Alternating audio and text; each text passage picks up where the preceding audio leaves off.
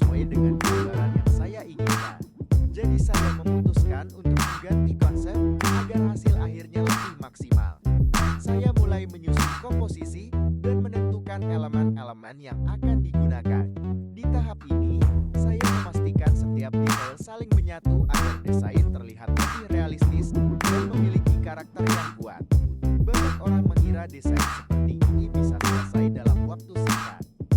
Padahal, setiap detail membutuhkan ketelitian, kesabaran, dan proses trial and error agar hasil akhirnya benar-benar sesuai dengan konsep yang diinginkan.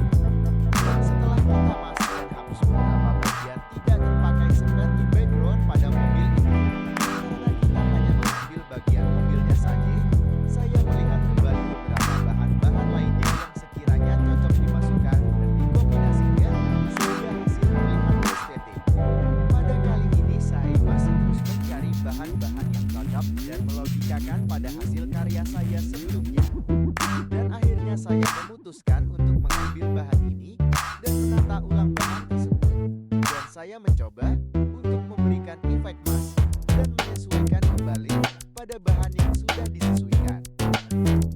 Di sini bahan sudah terpampang dengan rapi dan proporsional. Setelah itu saya mengatur kombinasinya dengan beberapa elemen yang saya terapkan. Dan pada akhirnya, saya menghapus beberapa foto tidak terpakai sebab saya sudah menemukan bahan yang pas dan sesuai. Di sini saya masih membayangkan bahan ini bagus dan cocok dikombinasikan dengan bahan apa. Karena jika salah bahan saja, saya harus mengulang dan memulai dari kosongan. Jadi saya harus cermat dalam pemilihan bahan dan konsep yang sesungguhnya agar tidak salah konsep dan tetap mengejar esensi dari desain tersebut. Pada tahap ini kita perlu memakai untuk bagian mobilnya saja dan menghapus bagian tidak terpakainya seperti bagian atas atau background mobilnya dan menyisakan bagian mobil dan jalannya saja. Sebab bagian atas mau kita isi dengan bahan lainnya.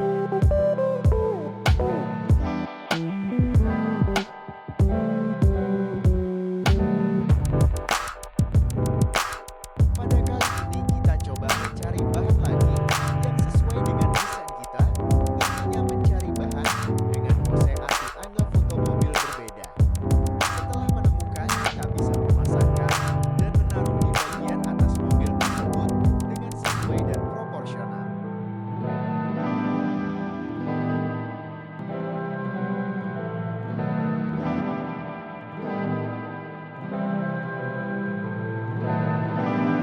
Kita bisa menyesuaikan tinggal dan lebar sesuai yang kita inginkan, sehingga tampilan tetap baik walaupun foto tidak proporsional untuk tinggi dan lebarnya.